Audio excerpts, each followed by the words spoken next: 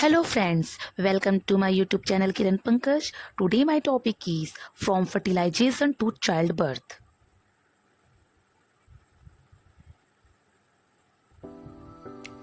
During ejaculation, nearly 300 million sperms move from the testes through the tubes called the vas deferens into the area of the prostate. At this point, the prostate contracts, closing of the opening between the bladder and the urethra, releasing fluid into the urethra and pushing semen on through the seminal. Forms a thick fluid that is alkaline. In order to protect sperm from the acidic environment of the female vagina, the gel is liquefied by enzymes from the prostate gland. It also contains sugars to nourish the sperm. The seminal plasma is left in the vagina.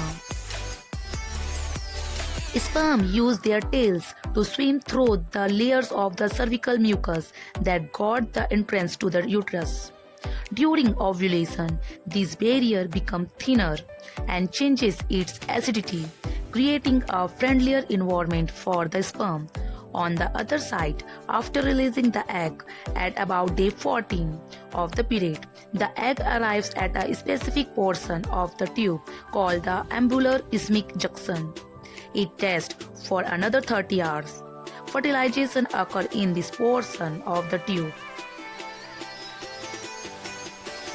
Once the sperm has entered the uterus, contraction propels the sperm upward into the fallopian tubes. To meet the waiting egg, sperm must travel from the vagina to the fallopian tubes.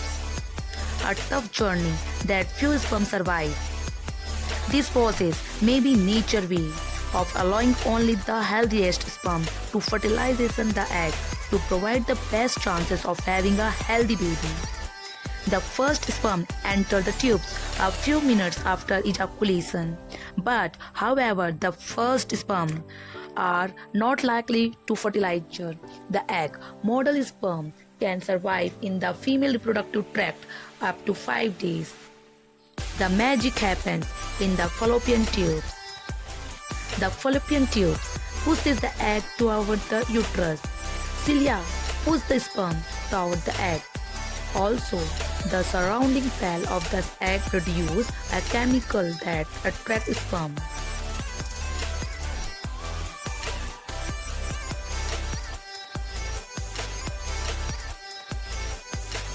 The sperm first borrowed through the cell of the corona radiate.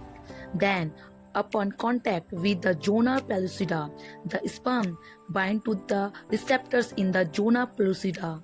Then, the enzymes-filled cap of the sperm, called the acrosome, releases its stored digestive enzymes.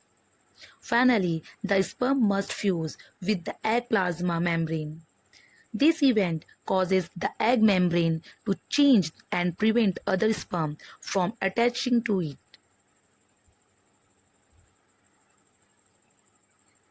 Now attach the sperm nucleus, where the chromosomes are stored. Enter the egg cell, looking for the egg's nucleus.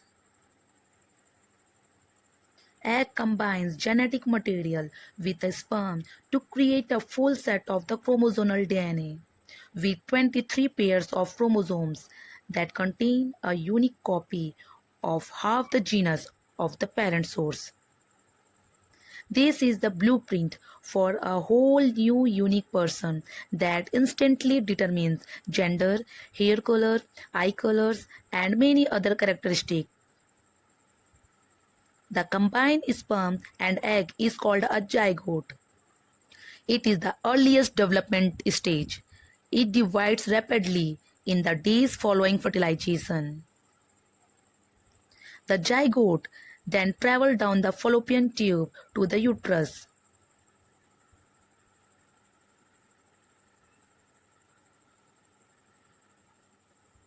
After fertilization, the zygote continued to divide and morph into a blastocyst ball of 16 cells. Approximately 5 to 6 days after fertilization, It is smaller than the tips of a ballpoint pen, and only 20% to 30% of fertilized egg will reach the blastocyst stage.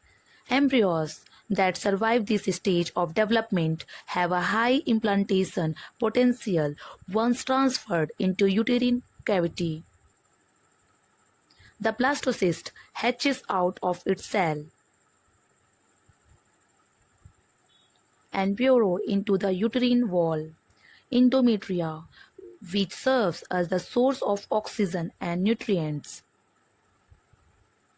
About 4 weeks from the beginning of the last period, near the next period, the blastocyst has begun to produce the pregnancy hormones to tell your ovaries to stop releasing eggs. From then on, the menstrual cycle pauses. The blastocyst is called an embryo now. Home pregnancy test might be able to get a positive result. At week 5, the circulating system, brain and spinal are beginning to form, and the tiny heart will start to beat. The baby hearts beat about 54 million times before birth. The placenta provides oxygen and nutrients to the growing baby and remove waste product from the baby's blood via the umbilical cord. The nose, mouth and ears are starting to shape at week 6. At week 7 and 8, the embryos has doubled in size since last week. Little hands and feet start to grow. At week 9 to 12 of pregnancy, the embryo is called a fetus. The baby is almost fully formed and has completed the most critical portion. The facial features are more recognizable. The fetus head is rotated and bent towards the chest, and he can occasionally touch his face. The diaphragm muscles start to grow. The reproductive, circulatory and urinary system are all at an advanced stage of development. The fetus will urinate in the amniotic sac. It is a sign of the proper functioning of the fetus body. If the baby is a girl, her ovaries contains millions of eggs. If the fetus is a boy, his testicles will already started producing testosterone, male sex hormones, which is necessary for the development of his reproductive system. She or he is about 5 centimeters in size and 14 grams in weight.